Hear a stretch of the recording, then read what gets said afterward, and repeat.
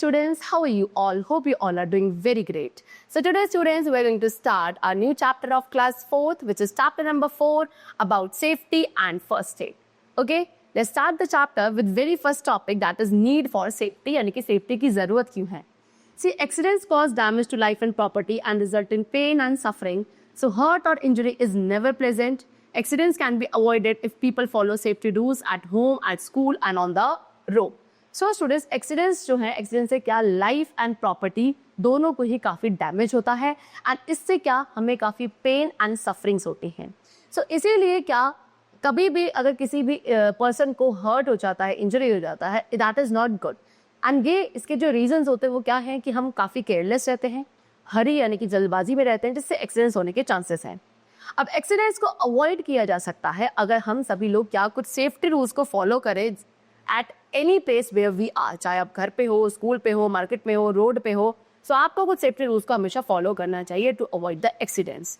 ठीक है, चले नाउ सेफ्टी एट होम. सबसे पहले घर पे यानी कि जब आप घर पे हो वहाँ पे क्या सेफ्टी मेजर्स हमें फॉलो करने हैं. We live in a house because it keeps us safe. A house is only safe if we make it safe.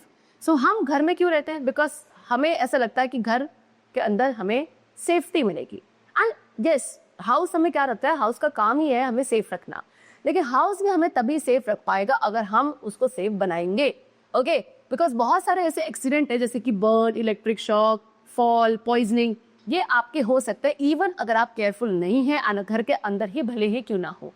So to avoid these accidents, we must be aware and follow safety rules. So in accidents को avoid करने के लिए हमें aware रहना चाहिए, उनको safety rules को follow करना है. जैसे कि burn safety, जलने से कैसे आप खुद को बचाओगे, burning से कैसे safety आप precaution कर सकते हैं. So accidents of fire are mostly seen in the kitchen and can cause serious injury and even death. So जो fire से accidents होते हैं यानी कि आग लगने से जो serious accidents होते हैं वो ज़्यादातर आपके kitchen में होते हैं and इससे serious injury हो सकती है, even death तक हो सकती है. सो ऐसे एक्सीडेंट्स को अवॉइड करने के लिए do not gate near the fire. सबसे पहले आपको आग जहाँ पे है, फायर जहाँ पे है, उसके आसपास नहीं जाना चाहिए. ना ही आपको नायलॉन क्लॉथ्स पहनने चाहिए in the kitchen. Okay, because nylon clothes बहुत जल्दी फायर को कैच कर लेते हैं. Then never fail to turn off the gas stoves when not in use. अगर आप गैस स्टोव को अभी यूज नहीं कर रहे हो तो कभी भी उसको टर्न ऑफ करना नहीं हमें भूलना चाहिए. Have them checked regularly for leakage. ठीक है, गैस स्टोव को आपको एक रेगुलर बेसिस पर चेक करना चाहिए कि कोई लीकेज तो नहीं हो रहा है. If you feel the smell of gas, at once turn off the gas stove if it is burning. और अगर आपको गैस की स्मेल वहाँ पे फील हो रही है तो आपको तुरंत अपने गैस स्टोव को टर्न ऑफ कर देना चाहिए अगर आपका बर्न हो रहा था. And also turn off the gas cylinder. And gas cylinder को भी आपको टर्न ऑफ कर देना चाहिए. घर में जितने भी विंडोज एंड डोर्स हैं उन सभी को आपको खोल देना चाहिए to let the gas go out and allow fresh air to come in. So that जितनी भी गैस घर के अंदर है वो सारी बाहर चली जाए एंड फ्रेश एयर घर के अंदर आ सके. देन फॉल्स एंड स्लिप यानी कि गिरना या स्लिप होना, ये सारे एक्सीडेंट्स कैसे अवॉइड किए जा सकते हैं. Keep the floors of your bedroom clean and dry. Do not let it become slippery as you may slip and fall down. So आपका बेडरूम यानी कि जो बाथरूम है उसके फ्लोर्स को यानी कि जो फर्श है उसको आपको क्लीन एंड ड्राई रखना चाहिए, है ना. उसको स्लिपरी नहीं होने देना है बिकॉज उसमें आप स्लिप होकर गिर सकते हैं. Use a ladder on a stool to reach things placed high. कोई ऐसी चीज़ है जो काफ़ी ऊंचाई पे रखी है उन तक पहुंचने के लिए आपको किसी लेडर या स्टूल का यूज़ करना चाहिए. Never run up and down the stairs. If you trip, you may be injured. कभी भी स्टेयर्स पर ना तो आपको भागना चाहिए, भाग के चढ़ना चाहिए या भाग के उतरना चाहिए बिकॉज उससे हो सकता है कि आप ट्रिप हो जाओ, गिर जाओ and you may get injured. Toys, clothes, जितने भी हाउस होल्ड आर्टिकल्स हैं उनको आप ऐसे ही हेयर एंड देयर कहीं भी क्या स्प्रेडेड नहीं रखोगे बिकॉज जब आप जल्दबाजी में होते हो व्हेन वी आर इन हरी, सो हम फ्लोर पे नहीं देखते हैं एंड उसके ऊपर हम ट्रिप होकर गिर सकते हैं. सो इसीलिए आपको हमेशा अपनी सारी चीज़ों को अपने एक सही जगह पर रखना चाहिए. Then is electric shock. Electric shock कैसे लग सकते हैं और उसको कैसे अवॉइड किया जा सकता है. आपने देखा होगा कि electric toasters, iron, kettle, stove, lamp, refrigerators या इलेक्ट्रिक हीटर्स, ये सारी वो चीज़ें जो हम अपने घर के अंदर यूज़ करते हैं, right. If they are not handle carefully they can give a bad shock or cause a fire in the house. और अगर इनको केयरफुली हैंडल नहीं किया जाएगा तो इससे एक बहुत बैड शॉक यानी कि काफ़ी खतरनाक शॉक लग सकता है एंड इवन घर में फायर भी हो सकती है, आग भी लग सकती है. तो एक्सीडेंट्स को अवॉइड करने के लिए जो इलेक्ट्रिसिटी के थ्रू हो सकते हैं आपको कुछ सेफ्टी रूल्स फॉलो करने हैं. Number 1, do not touch electrical fittings with weight hands. घर में जितने भी इलेक्ट्रिकल फिटिंग्स हैं उनको आप गीले हाथों से नहीं छुओगे बिकॉज उससे आपको इलेक्ट्रिक शॉक लग सकता है. Do not go close. किसी भी table fan, heater, toaster, lamp वगैरह के पास आपको नहीं जाना चाहिए जब वो स्विच ऑन है बिकॉज स्विच जब आपका ऑफ हो जाएगा तभी आप उन्हें टच करोगे, ठीक है। If any wiring is old it should be checked and replaced if needed. अगर कोई वायरिंग है जो काफी पुरानी हो गई है तो आप उसे चेक करेंगे और उसको रिप्लेस करेंगे अगर वहां पे जरूरत है तो।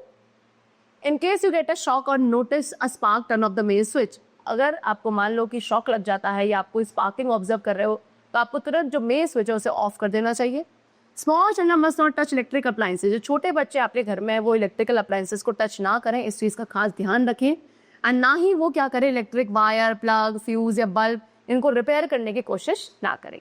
Okay, then next is poisoning, spoiled and exposed food. ठीक है, जो खाना खराब है या खुला हुआ खाना रखा है उसे हमें नहीं खाना बिकॉज इससे पॉइजनिंग हो सकती है। Poisonous chemical should be stored separately and away from eatables. जो भी घर में पॉइजनस केमिकल्स हैं उनको आपको सेपरेटली अलग रखना है एंड जो खाने वाली चीजें हैं उनसे अलग रखना चाहिए। Then safety on the road, तो ये तो कुछ सेफ्टी मेजर्स थे जो हमें अपने घर पे फॉलो करने थे। अब रोड पे आपको क्या सेफ्टी मेजर्स फॉलो करने हैं, let's discuss them. So in cities road accidents are very common. Cities में, शहरों में जो रोड एक्सीडेंट्स है वो काफी कॉमन होते हैं। मेनी पीपल गेट हर्ट, काफी सारे लोग हैं जिन्हें क्या हर्ट, चोट लग जाती है या फिर वो रोड एक्सीडेंट्स में दे डाई बिकॉज वो क्या रोड के रूल्स को फॉलो नहीं करते हैं, सेफ्टी रूल्स को। सो इन एक्सीडेंट्स को अवॉइड करने के लिए कुछ सेफ्टी मेजर्स है which we have to follow. Number 1, walk on the footpath और द पेवमेंट। हमेशा फुटपाथ या पेवमेंट पे ही हमें वॉक करना है। Cross the road at the pedestrian crossing, pedestrian crossing पे ही रोड को क्रॉस करना चाहिए, यानी कि जो जेब्रा क्रॉसिंग होती है उसी के थ्रू आप हमेशा रोड क्रॉस करेंगे। Look for vehicles that are about to take turn at the corners before crossing a road.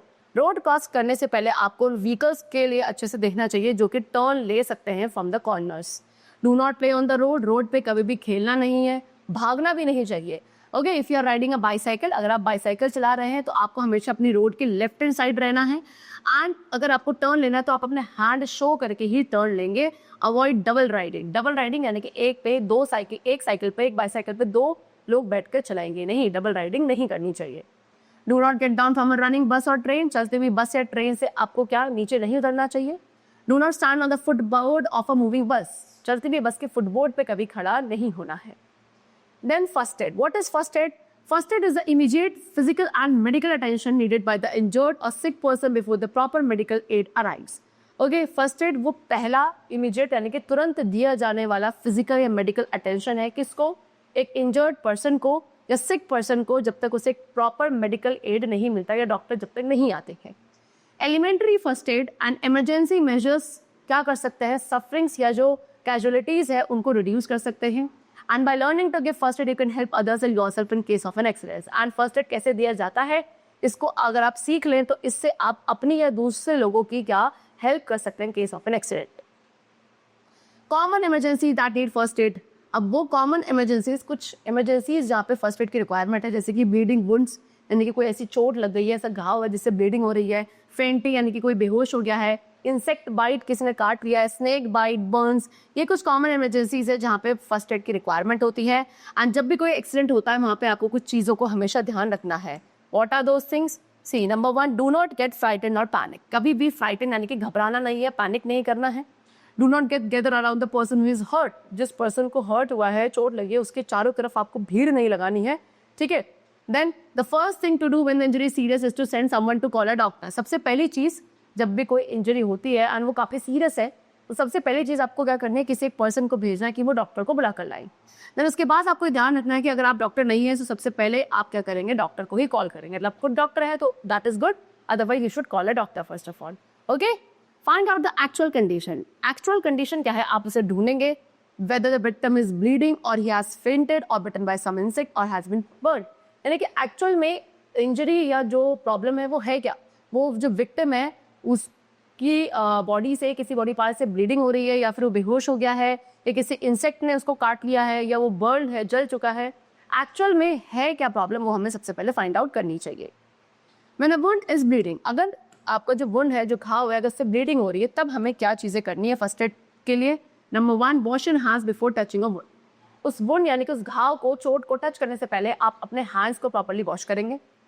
Okay, then if there is not much bleeding from the wound, clean it with cotton and Dettol and apply a dressing. And अगर वहाँ पे ज़्यादा bleeding नहीं हो रही है इस wound से, थोड़ी बहुत ब्लीडिंग है, तो आप उसको किससे, एक कॉटन एंड डेटॉल से अच्छे से क्लीन करेंगे एंड वहाँ पे एक ड्रेसिंग अप्लाई कर देनी है।